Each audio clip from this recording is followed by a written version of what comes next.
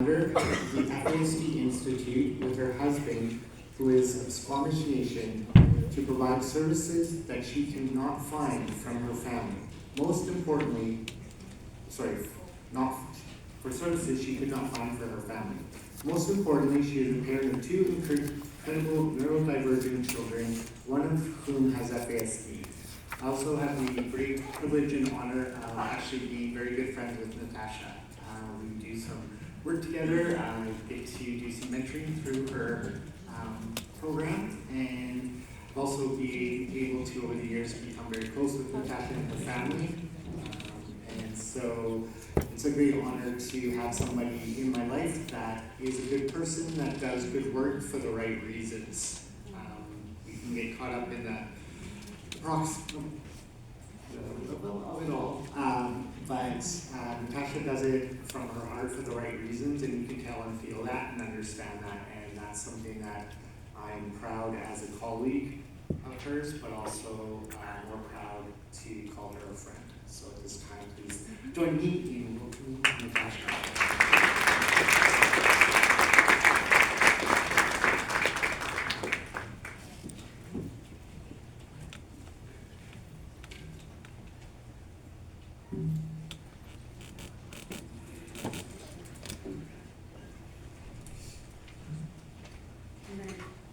Try the mic. Yeah. I am so honored to be here, that I got here. I was delayed by snow in Vancouver. If anyone has been to Vancouver, lived in Vancouver, you know we cannot handle snow. So I was overnight in Toronto on Monday night. So I got here yesterday after my presentation. Today we're going to be talking about holistic and neurodiversity affirming addiction support. I'm so thankful, where did Miles go? He ran away. For that really beautiful and heartfelt welcoming. It is humbling to present after that amazing panel, to hear from Shannon, from Tanya, from Jake and RJ. They are the experts in this field, in FASD. Many of them are teachers, and I hope that I get to speak well after such an important and illuminating panel. I mentioned I flew in from Vancouver, so I live in Richmond. My family comes from, my dad was born in Tianjin in China. My mom is from Macau, and my family grew up in Hong Kong.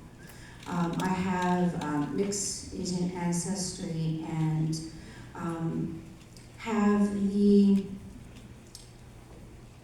dichotomy of colonization in my family. My mom is of Portuguese, Polynesian, Chinese, and descent. And there is an intergenerational trauma. I'll talk a bit about that, where I'm speaking from. Where I live, if anybody's flown into Vancouver, you know the airport is in Richmond. So I live right across the river, right at the point. And that was the meeting place. It was where, so the Fraser River used to have the largest salmon run. And in the summer, there would be villages all along the river, right to where I live in, it's called Terra Nova. And it was where berries were picked and nations would travel. It's the traditional and unceded territory of the Stepatmus, the Kwantlen, the Semi-Amo, the Musqueam, and other Hokameen-speaking nations, including the Tawasin and the Stolo. And I'm going to be talking about addictions today. And I have to think about what grounds me, what roots me in doing the work. Miles said, doing the work in the right way, and it's something I try and do. what I'm going to be talking today about is heart work for me. It isn't just me talking about clinical information. It does come from my clinical experience. Miles mentioned I'm a trauma therapist, I'm a play therapist. I think someone asked about modalities, play therapy. I'm a somatic-based therapist, which means I talk about the body, I talk about the nervous system. We're so lucky to have someone talking about polyvagal theory. I will be mentioning that today. But I have to be rooted in the work, in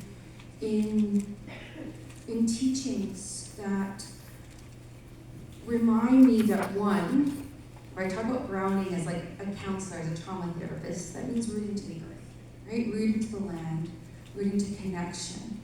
And how can I do that if I'm not honoring and having a meaningful relationship with whose land I'm on? And I'm a settler here, or settler back in Richmond. And when I was learning about all of these somatic-based therapies and polyvagal theory, and they reminded me of the traditional teachings that my dad taught me in traditional Chinese medicine. And they also were very familiar from what my husband's family, my husband is Squamish nation, and they were, what I see is a lot of somatic-based therapies are appropriation, right? They are cultural appropriation, but they're also the science finally catching up to what we know, right? What we've always known. And so I have to root back to that, and for why I'm doing this work. And so thinking a lot about that intention piece, right? Holding the medicine and thinking about what my intentions are for today and what my presentation was going to be on. I mentioned that this is heart work for me. In 2020, I lost a client, and I lost my aunt. My aunt is the biological mom of my daughter, Jocelyn, to fentanyl overdoses. And in 2023, lost my mother-in-law. And addiction has shaped and affected not only the clients that I work with, but my family. And so many things that I'm going to talk about today were the reasons why they couldn't get the supports or get the help or find that sobriety, that's recovery, that is everyone deserves to have and can. And so I hold them in my heart when I do the work that I do, and I will be holding them as I speak to you today. So I mentioned my husband, so we formed the FASD Institute. Because we formed what we couldn't find. We couldn't find for my daughter. My daughter is 20. And my son is 14, and my son is also neurodivergent. I'm an ADHDer. My son is thrice exceptional. He's an ADHDer and has DCD and is also gifted. And anything that I share, I have permission to share for my kids. And my daughter got to present for the very first time at the FASD conference in Saskatchewan. That was 2023. So hopefully, if anyone's been to the Toronto conference, she'll be presenting again. So I mentioned I don't like doing a formal introduction about all the things that I do. If you want to learn more, you can look on my website. One thing that I will say is that please call me Natascha, but as a part of decolonizing myself, I do put out there that my given name is Fatima. My family didn't feel that Canadians would understand the name, so I've gone by my middle name. And so putting that out in presentations is part of decolonizing myself. I'm also very, I'm going to say shyly actually, say that I was actually recently gifted a traditional Chinese name. Myself and my siblings, we don't carry traditional names. And a colleague gifted me Wing Yin Yu, which means may your life be a story of music. And there's a little bit of a funny story because she also kind of gifted me her name, so she took claim over me. She works in this field as well, doing amazing work with a therapeutic classroom through Surrey Place. And hold on, I'm getting water.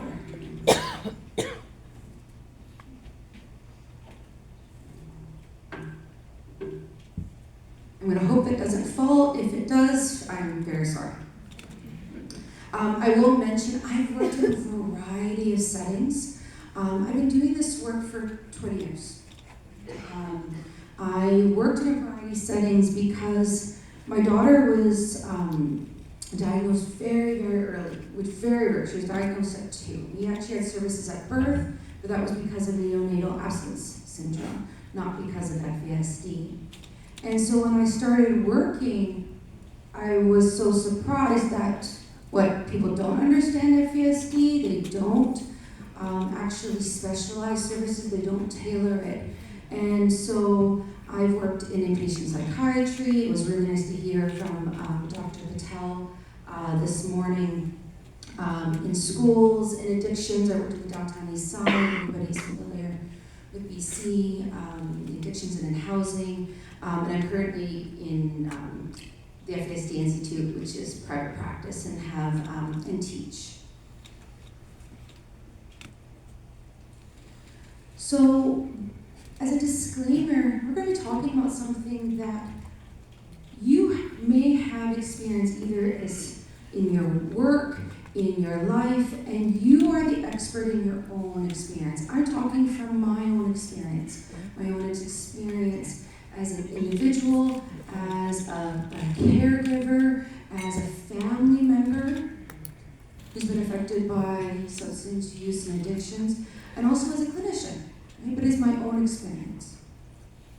And I invite you to take care of yourselves. We talk throughout conferences about supporting individuals with neurodiversity and all the things that might be helpful, and then we're expected to sit still and stare at somebody unmoving. You notice I move. I'm an ADHDer. I have to move in order to help me focus. I have my fidgets here, which every single time gets picked up by TSA. And this time they were like, what do? Do you like squeeze them? Like, that's weird. Like, yeah, you squeeze the funny man and squish him really hard. But these are, I have my oils. You'll notice I'm wearing, so this is my traditional medicine. I always carry jade and onyx as protection. So I'm going to be taking care of myself. Please feel free to take care of yourself as we are together today. So I like to put up a breakdown, right? We have the schedules in front of us, and it changed, right? This is one of the things I like to, especially if I had more time to go over why front loading and having a concrete schedule is so important, and then recognizing that I probably caused, well, I know I caused myself anxiety, but everyone anxiety because this all changed, right? It changed from yesterday, it changed from today, and so if we were kind of talking about this explicitly, I would have a whiteboard where I'd write it out, and every time we'd make changes, I would cross it out, and we would go over it again. So this is something that if we're at conferences, if you have a meeting, bringing clients into those big ICM meetings, right, that can be like 2 hours long. What are the schedules? Where can you write it out? Where can you update it? Because you can't just tell them, 5 minutes beforehand, this is the schedule, because, all right, everyone tell me the times that were on there. Can anybody remember? No. Kind of like, we're guessing. So just showing you just front loading is not enough.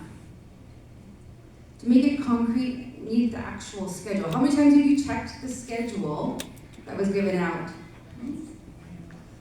We need to be providing that to the people that we're supporting all the time. So stigma was talked about this during the panel. Tanya talked about stigma. RJ talked about stigma. I've got my red shoes. I'm bringing some of my culture with my red shoes.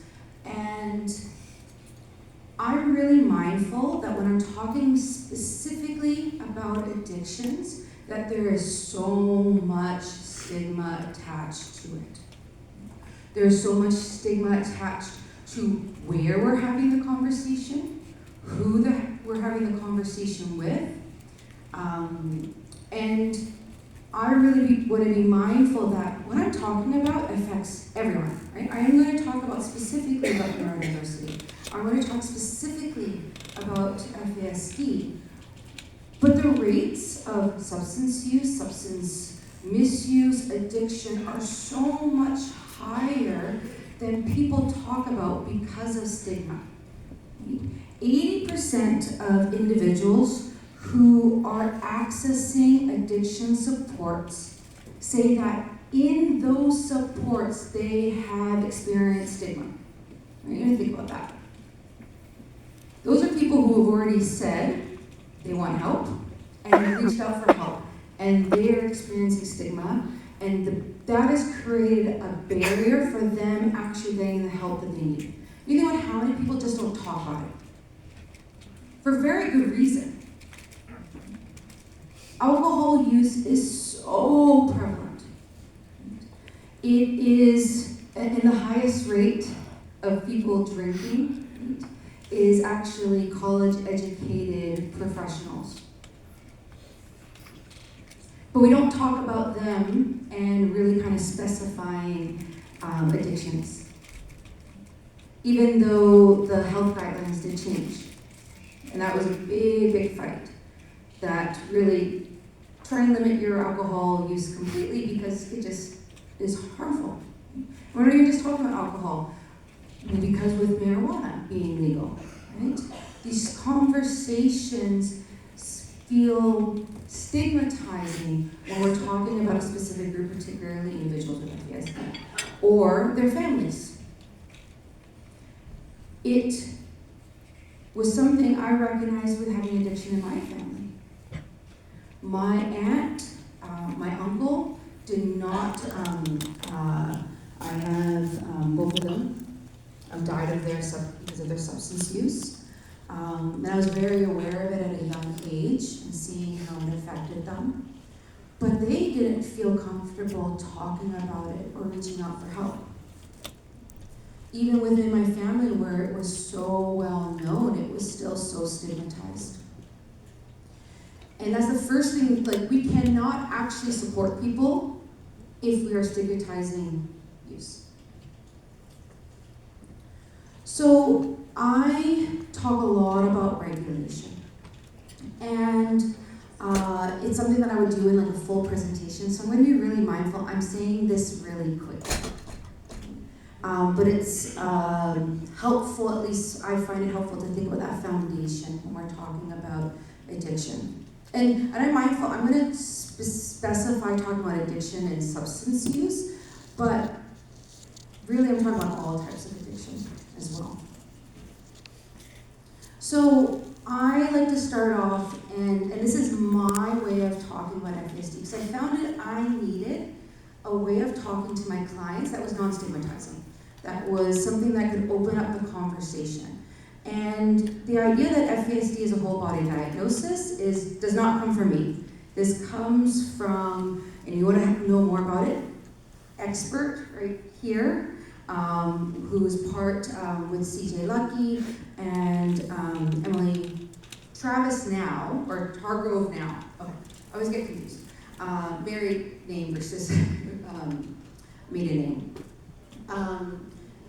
There was a presentation done 2017 conference, where they talk about the lay of the land survey. And this was a survey that talked about all of the co-occurring health conditions that could be associated with FASD. And they recently presented last conference in Seattle the second part of the Lay of the Land survey, which was about adult outcomes. When they were talking about this, I could literally tick off every single one of these things for my daughter. And so when I talk to my clients, I say that FASD is a whole body diagnosis associated with various disabilities and neurodiversity. Now, I'm mindful that is different. You might hear, this is just something that I found really helpful when talking to my clients. And if we're talking about addictions, we have to think about the body. We have to think about what's going on in the body, all the things that could be going on, right? Things that could be, 2 to 3 times more likely in for someone with FASD than the general population, or some of the things that are 20 to 100 times more likely. Those are all the things that are starred. But again, this is something I talk about to my clients. Right? I ask them about what's going on with their health. How can you work with someone holistically if you don't get to know all about them? And I mentioned my daughter has multiple of these things. I was telling Dr. Patel, as part of the medication algorithm, so if you're working with adults, it does look at some of these health conditions prior to prescribing a certain medication. My daughter, when I was working in inpatient psychiatry at the time at Children's Hospital, started talking about seeing things. Immediately, I'm starting to track down symptoms. She saw things flying past her eyes. And we were just about to actually go see the psychiatrist to talk about prescribing psychoanalytics. We have bipolar disorder within my family. And we found out, luckily she had to see the doctor, and she had a concussion about 6 months before, and they're like, I think you need to go see the specialist at Children's. We found out her prescription had changed from a -2 to a -6. She also has something called myopia, which affects the eye being able to dilate. And she got her prescription changed. This is a kid going to school, playing hockey, not complaining once, and she barely wore her glasses at the time. Once we fixed her prescription, seeing things went away. And if I wasn't looking at her holistically, and there's so many other things that I could talk about with her specifically, that would have completely changed her outcomes. And how much of that would have affected her needing to find something to cope, to self-medicate. So when I talk about regulation, and I talk about the body, I talk about the nervous system, the first thing is that regulated does not mean calm. Me moving means I'm regulated. If I am still, and if I'm chit-chatting, like every report card set in school, then I'm actually regulated. If I am quiet and I am still, I am dysregulated. So that's why I think about like a duck. It's smooth on the surface, but it's churning underneath. And I'm mindful again, I'm talking about this really fast. But how many people here, if you were upset or dysregulated, would like to be told to calm down? How many of you would like your partners to tell you to calm down? Your boss to tell you to calm down? But what's the first thing we tell somebody with FASD if they're upset? Calm down. Never in the history of calm down has anyone calmed down by being told to calm down. But it's the first thing we do. And it's not mine. But it's the first thing we do. So there's many reasons why individuals with FASD, and this is not just for individuals with FASD, this is for everyone, for why they could be dysregulated. Lisa Dion, who's one of my teachers, the creator of synergetic play therapy, which is the somatic-based play therapy, She talks about there's these 4 threats to the nervous system. And the 4 threats are, these are things, I put this image up because I was at, if anyone knows the coast, this area called White Rock. And I was swimming with the kids, they were little at the time, and I saw 2 blackfins. And I jumped out of the water, I grabbed the kids, and I was like, get out of the water, I was screaming. Now, it was a dogfish. Now, if anyone knows, it was a 12-foot dogfish, so it was huge. It is a form of a shark. But my nervous system didn't know the difference, that if that was a great white or if it was a dogfish. It reacted the same. And these are things that make all of our nervous systems dysregulated. All of our nervous systems. But you think about specifically with FASD, and you've heard yesterday, you heard from the panel, well, things like threats to physical safety and physical pain. Remember how I said FASD is a whole body diagnosis? Well, I've heard people like Miles say that, well, FASD is a chronic pain condition. I have a chronic pain condition. When you have a chronic pain condition, your nervous system immediately dysregulates because it's in pain all the time. You don't have to be aware of the pain for it to happen. Perceptions of the unknown. Well, if you have difficulty with memory, you heard about dementia yesterday. Right? If you have difficulty with memory, how much is unknown? Remember the whole chart that I did? And how it could be so easily forgotten after it was in front of you? So then how much is unknown? Even if you did it every day, maybe you forgot. Jocelyn asks me the same question, right? 20, 30, 40, 50 times, and I get dysregulated, right? And she also needs to know because she forgot. She genuinely forgot. But her nervous system interprets that as threat. Incongruence in the environment. Incongruence is me here standing and pretending that I don't need to move in order to regulate. It's when what you see is different than what it is. How many people are incongruent? We're trained to be incongruent. It's a part of colonization is that you have to appear a certain way. You have to look a certain way. You have to act a certain way, regardless of whatever's going on with you. Right? It's professionalism. So there's so much incongruence in school, in supports, usually everywhere. Even I've had parents who've been in parenting programs been told to be like, don't show that you're upset. But what if you are? And then shoulds and unrealistic expectations. Shannon and Tanya talked about not having expectations. And I'll say, not have unrealistic expectations. But how many individuals with FASD are constantly having unrealistic expectations placed on them? Every single day, multiple times a day. So an individual with FASD could be having sharks around them all the time, just circling. And their nervous system is constantly being dysregulated. Just from the systemic, right? RJ used that word so well this morning. From the systemic, going out into a world that's not built for you, right? That's a shark in the water. Right? That's dysregulating your nervous system.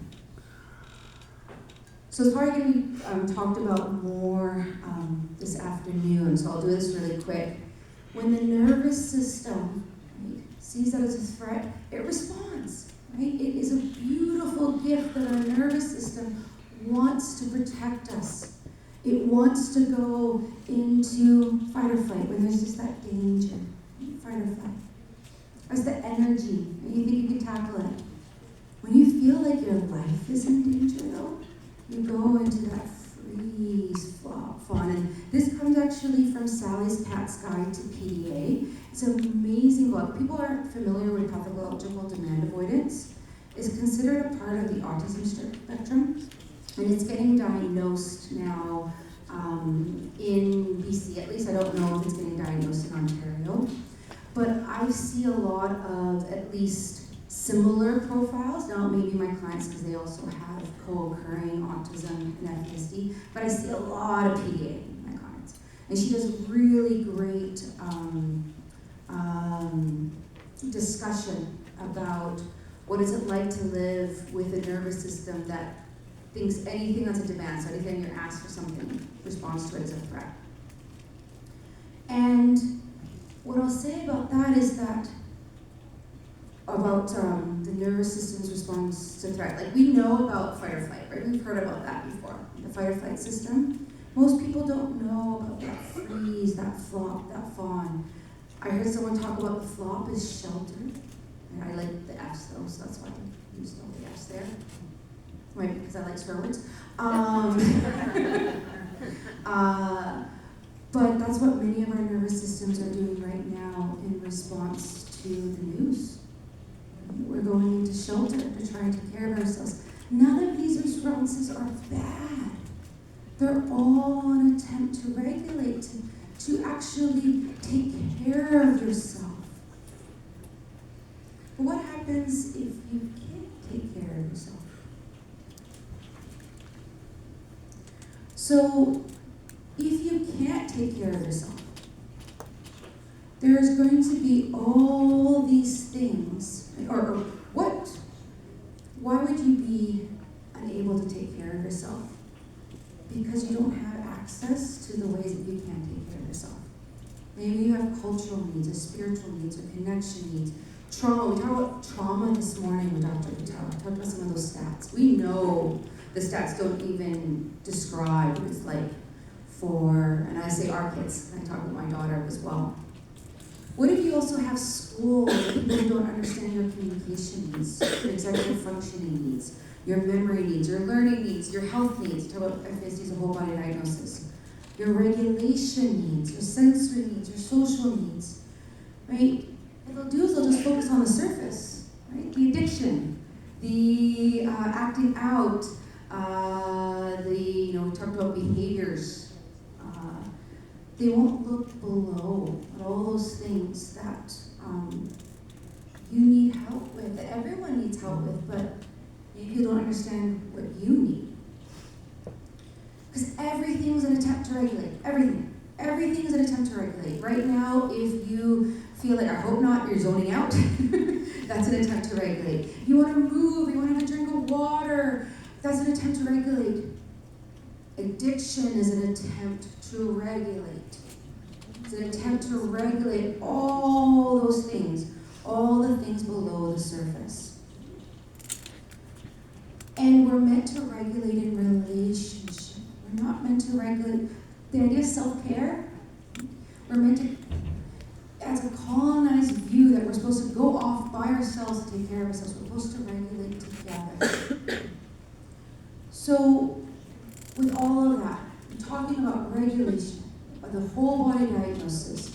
What does this relate to addiction? Because I get this question a lot. Okay, fine. I can understand that people with FASD kind of talk about the storm. They have lots of things dysregulated. Okay. They have all these needs that systems don't meet because of systemic ableism and racism and all that stuff. Okay, colonization. Okay, I can get on that. But why addiction? Why? Why addiction? We have studies that talk about, Dr. Patel talked about the research, I think it was 21 times, is what he said. Again, I find, are those numbers accurate? Because those are people who have already gotten a diagnosis and are usually already attached to services. So they reached out for services, so of course they have diagnoses or are asking for help. What about all the people who haven't reached out for services? Things like, I talk about dysregulation, we talk about trauma, pain management, I talked about symptom relief. I've had so many clients where either they've been referred to me or I was brought in to do consultation, and once we took care of their health needs, the substances use went down, right? And you'd be amazed, like I had an individual who literally had never had proper bowel movement in their life, right? Had always struggled with being able to go to the bathroom. As as an adult, had to wear diapers because the medication that they were on, so it's PEG 3350, is caused leak. And they were using very heavily and at a very dangerous level, but they used in order to help with that shame for having to wear diapers as an adult, for the pain. They were constant. When I first met them, they're just like this the whole time. And doctor says that they had actually a full obstruction and needed full bowel reconstruction surgery. But they were told they couldn't access it unless they stopped using it. But they were using because of the pain. And they weren't on any pain meds, because pain meds are also constipating. See that cycle? It goes on. And this has been their entire life. They probably needed surgery since a child. And we took care of that, and the substance use went down. I didn't even have to talk about the substance use. There's so many other things about why that are specific to neurodiversity, that are specific to FASD, but I ask people to go beyond asking why addiction. Right? Gabor Mate, if anyone's not familiar, addiction specialist, trauma specialist, used to work in the downtown east side of Vancouver. He says, don't ask not why the addiction, but why the pain. Why the pain? And he says the attempt to escape from pain is what creates more pain. And it's impossible to understand addiction without asking what relief the addict or substance user finds or hopes to find in the drug or addictive behavior. Right? And I like to give a bit more time to this quote.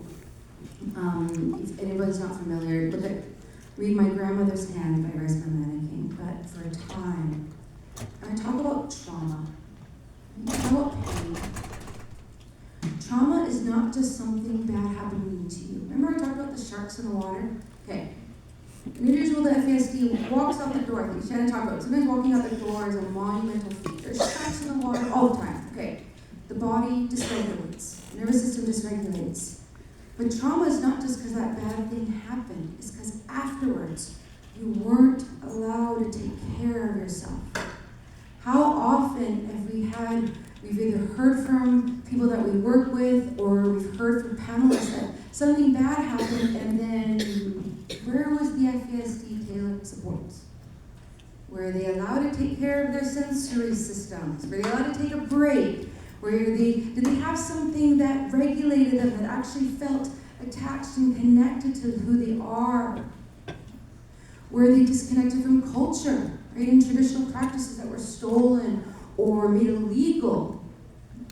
Trauma is not just a bad thing happening, it's because you can't take care of yourself. And so it's so important that we figure out how do individuals with FASD actually take care of themselves. As an individual, right? Not a blanket. How do they take care of themselves? What do they actually need? Do they know how to do that? Because if we don't, that pain has to be relieved somehow. Right? So then everything's an attempt to regulate. We're just trying to regulate that pain, make that pain go away. So we have an activity. I'm mindful of time, so if they can be passed out.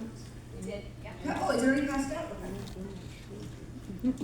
Well, that was so fast I didn't even see it. So I want to speak on what was provided to everybody. Everyone received a paddle.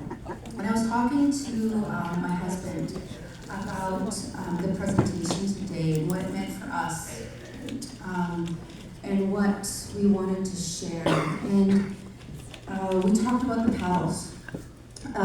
He said that, and this is something that I've been given permission to share, and he also was given permission to share from elders. So he said that the Squamish, he is learning his language, which is amazing. and I'm very self-conscious when I speak it. Swa'ams, which is ancestors, teach that the paddles have a beautiful life, a spirit, and kindness. We need the tools, the teachings that are given to us, and the paddles specifically are because they are offered as gifts as they carry our spirit. I'll show my husband, you see in his regalia that there, he wears a paddle vest. And the way that I tied this into talking about addictions is that whenever I've had anybody coming to me, like they referred to me, they found me themselves, or I've been brought into a program to talk about addictions, everybody wants to talk about the addictions, right? I want you to talk to them about their substance use. I want you to talk about, porn addiction, or I want you to talk to them about, with younger kids, they're addicted to video games, and that's what you need to focus on, right? Those need to be the conversations. That's why a lot of people don't, they go into ADA, they go into things like, we need to focus on the addiction, because that's what's really going to make a difference. But addiction is just the coping strategy, right? The storm, the thing that's you're trying to use to keep afloat, to attempt to regulate from the pain, from the dysregulation, whatever's going on, to protect yourself from the sharks. And this is how I describe it to my clients. I say, it's wise. There's a wisdom in trying to take away pain, right? To try and take care of yourself. Now, what you built might be not a boat. My husband says a canoe. You say canoe, paddles. It may not be a canoe. Maybe it's a dinghy that's leaking and sinking. But you tried. Well, I can't ask you to jump out of the boat, right? Give up the addictions unless I build you another canoe. I can't do that. I have to build you something else. And the best way for people to heal, right, to find, is to have a canoe that the whole community is paddling in. So these paddles are for yourself, because this work is important work, but this work is hard work. And so if you want to, there are pens on the table, but you can do this yourself. You also don't have to write on them. Is you get to write on what keeps you afloat. The panel this morning talked about things like exercise and community and yoga. I think Sharon talked about yoga a lot. When I talk to my clients, maybe it's things like play therapy or EMDR or the practitioner. There's so many things. I think Tanya talked about going for a walk. And this is something I do with my clients. It's like we start building those things that take care of yourself. Maybe you didn't realize took care of yourself. Maybe you didn't realize you could do, you were allowed to do. Maybe you got in trouble for school. Maybe you're getting in trouble right now for it at school. So this is something that you can do, and it's a gift that you get to take home while we finish the presentation. So I'm just checking the time.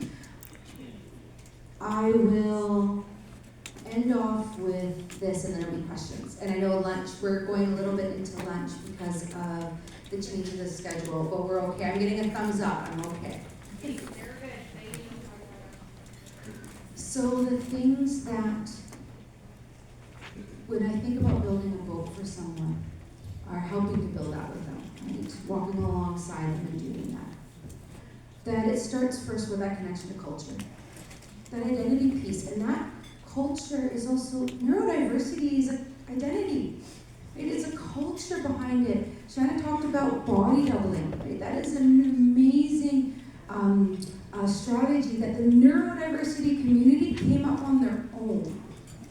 There's so many other ones, like making things dopamine rich and looking at sensory processing. So what are the cultures, the identities that you are connected into? That's why I talk about with my clients from the very first meeting. Right? People told me not to name the FASD Institute. They're like, ooh, stigma, bad. I'm like, no, I want, if we can have these conversations with our clients and talk about what FASD is and not, how could you expect the people you support to be able to do that? You saw from the panel how much it means to understand, right? Understand yourself. How could anybody find a strategy? Right? You think about for yourself. Did you do it if you didn't understand yourself? No. So then you connect to that culture. That's what allows you to connect to yourself, which then actually allows you to connect into community. And who is the community? For some people, recovery communities are amazing. You need those mentors, people who give you hope that, hey, I can do it. There's other ways of doing it. Maybe I need a body double, going and exercising. My daughter, for her regulation, needs to intensely exercise, and I get to talk, she knows, because Miles has talked to her about it, and she's heard that at conferences, and she's like, well, if that's what he needs to do, of course that's what I need to do. It makes sense. It's something that is the way I get to take care of myself that feels good for me, and it's not just someone imposing it and telling me, well, you know you gotta walk every day. Like, how many people here would like someone every day to talk to them about the things that they're doing wrong? And that's what's gonna happen. Who's here had to wanted to adjust their sleep, their diet, how much phone use they do? Like, how many people here have tried to change something? So tomorrow, what I'm gonna do is I'm gonna call you up every day and tell you what you're doing wrong. And I'm gonna tell you how you're doing it wrong, and what the consequences are for you to keep doing what's going to happen, like the really big risks. How many people would like that strategy? I wouldn't. Then why do we do it for people with FASD? We tell them every day all the things that they're doing wrong, right? You gotta stop drinking, you gotta stop doing this. What are they doing right? What are they good at? We're all supposed to be strength-based. What are their actual strengths? Maybe that should be the conversation most of the time. Every single client that I have seen go through sobriety, go through recovery, 90% of our conversations have nothing to do with addiction. Right? I give them factual information. I give them, I work from a harm reduction place, and harm reduction can mean that, well, maybe no use is safe. Really? Right? With that predisposition and addiction in your family and being exposed to substance prenatally, maybe there is no safe. But 90% of our conversations have nothing to do about that, even if that's why they're coming to me. Talking about the things that regulate them and take care of themselves, who they are as people. That's what allows you to connect to supports. Because I get that question all the time. Well, how do I get someone to actually go and get the help? How do I get someone to commit to the programs? That comes last. And accepting help comes after you help someone connect to who they are in their community, right, to the land. I forgot to put that in the middle. It's my old slide. So that's what I'm talking about today. And I'm where, how much time do we have for questions, Michelle? About 10, 15 minutes. So, open it up for questions. We won't need any sooner though, because our food's not ready. So. Please ask them.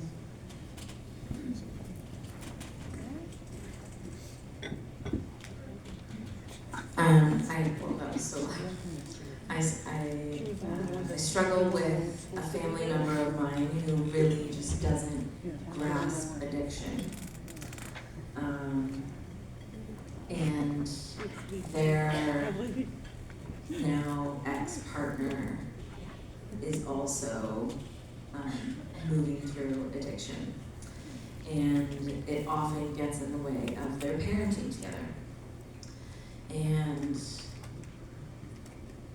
I hear this person that's close to me talk so poorly about this other person struggling, and I guess I'm just wondering what I can say to them when they say things like, I don't care why they're an addict, they just need to get better. So, I'm mindful of my own experience with my, so I'll talk about my aunt specifically. My aunt wasn't able to access services because of her own trauma and intergenerational trauma. And that also didn't mean that we didn't have very specific reflections on our relationship with her. Boundaries, and like this is the thing, a lot of these things that are really wonderful concepts have been twisted, right? They've been colonized. Boundaries are a beautiful thing.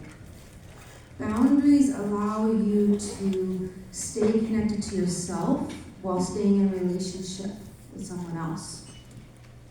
And sometimes that boundary is having to be firm around if harm is being caused. We had to have very firm boundaries with my aunt because she was causing harm to her daughter and to us. And that empathy piece, right? How do you get other people to have empathy? One would say it's not your job. Maybe we try, if we're an advocate for somebody, then that is our job. When it's other people in our life, right? That empathy will come with their own work because there's some pain there. Right? There might be some hurt or trauma that's there. And so I'm really mindful that, I can do a lot of advocacy in my work as a client, as a clinician, as a therapist, or even like a family support, but within my own family, I cannot take that on.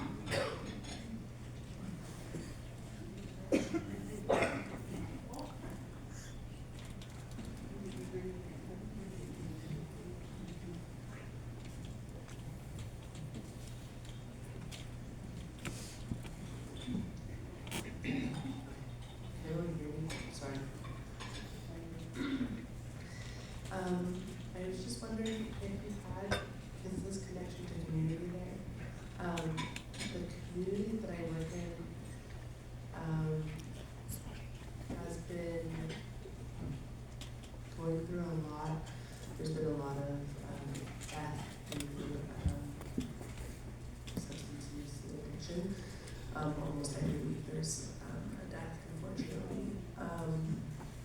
And the community is very split between colonized practices and then connection to culture. And that's not for me to say, but as someone who is not someone here.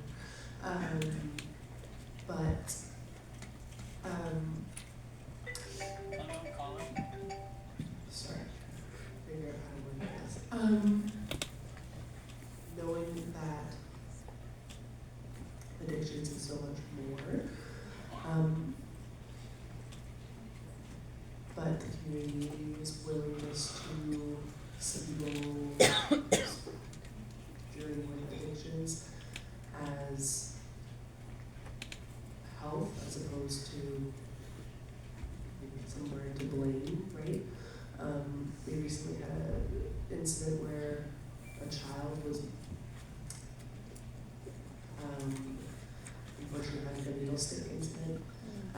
So then the community kind of rose up and had a meeting, connection to work solutions, but there wasn't any solutions brought forward, so the community was really frustrated. People were talking about like kicking out everyone who had addiction, and like banning them from living within First Nation. So I'm just wondering if you have any suggestions on like where to, not with that, that's a whole other thing, but like where to start, because this is so important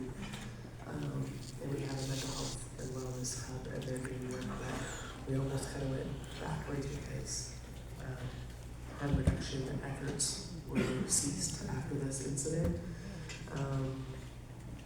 And there's a very big divide right now, and there has been for a long time. I think we're close to the last question. Okay. So that's a heavy question, and I think I get this question a lot, and I do a whole presentation on harm reduction. A lot of people don't get harm reduction. Harm reduction is not about supporting or encouraging substance use. Some people have confused that. Harm reduction is kind of what we do for everything. We do harm reduction. Seatbelts are harm reduction, right? When we wore masks and encourage washing our hands, that was harm reduction. When I think about supporting a community and what is the community, is who are the leaders, who are the guides within the community. Right? Recovery is a lifelong thing. It is a journey that can have ups and downs. And there are people who are actively on that journey, and there are people who are really far ahead on that journey, and how can they be the mentors and the community leaders showing that there's a different way? So many people who are really stuck in that cycle, right? And people who might hear be counselors or work specifically in addictions, or hear like the cycle of change and motivational continuing and all that kind of stuff. The thing is, like, what's the kernel of hope that there's something different, right? When I talk to so many people who've been in that cycle, they didn't feel like there was anything else for them. That was literally it. That pain was so big that the only way they could regulate, the only way they saw people regulate was substance use. But they keep getting a different message from people who actually have been there and have that living experience. That is so different. And the consistency of it.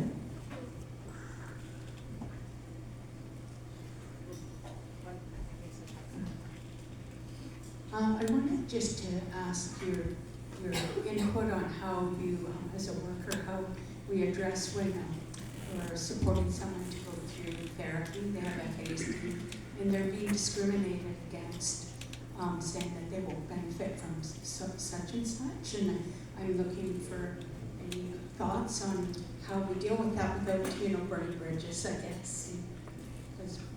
So I burn bridges? Sorry. I haven't touched them all. Sorry. The hardest thing for me is that in my field, there's some harm caused. So in terms of accessing supports, yes, there is incredible discrimination, right? There's so many misconceptions that like individuals with FASD can't do trauma therapy or won't benefit from therapy. Of course they do. There are some things that aren't helpful. Don't look for a CBT or a DBT-based program, right? Those cognitive-based programs are focused, one, on your language skills and being able to explain what's going on for you and reflect back to the past and then tell it in the moment. How many individuals with FASD is that a strength? That'd be really hard. And then it requires you being able to hold on to the memory of it and then do it in the moment. So look for therapists who are somatic-based, and that's a key word, it's body-based. People who are doing cultural work, but land-based, equine therapy, play therapy, art therapy. EMDR, though there are few EMDR practitioners, like look for one who is also trained as an art therapist or a play therapist, animal assistant, but like this is, I've had clients who the biggest support was like recreation therapy, right? Or I had someone who stopped using because we got them back on their softball team. We have to sometimes go out of the box. What's the therapy? I would say I want everybody to have therapists. I'm a counselor. I think counseling is amazing, but the reality is that there's very few safe counselors out there. So you have to kind of go beyond that.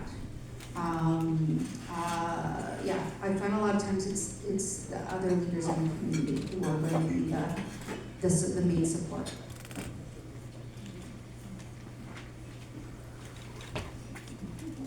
me.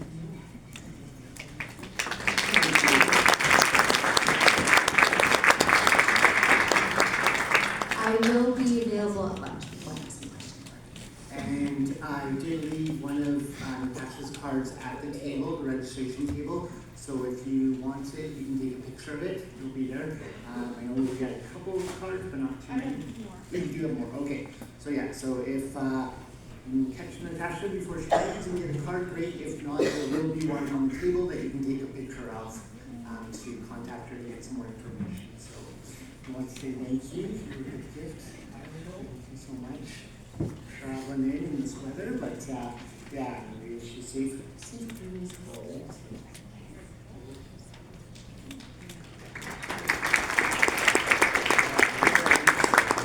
So before we go on to our lunch, Michelle has something for us.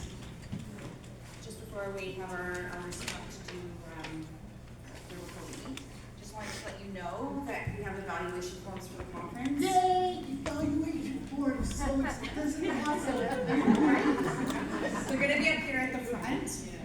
When you fill them out, take the time because we still have more presentations. There's a box at the back of the registration table, and then you put your name and number on a piece of paper, and you will be randomly selected for an amazing, like $200 gift card prize. So, if you complete it, if you do not, you shall not be drawn. Your name does not go on this; it goes on a piece of paper at the back. Did you know? So, you guys here, hold on to them until the end of the day, because yes, we still have other presenters. Fill them up, put them in the box, put your number, and you could win something amazing and wonderful. We are now going to go to lunch. First, I'd like to invite the elders to please go and They have to do prayer. have some food.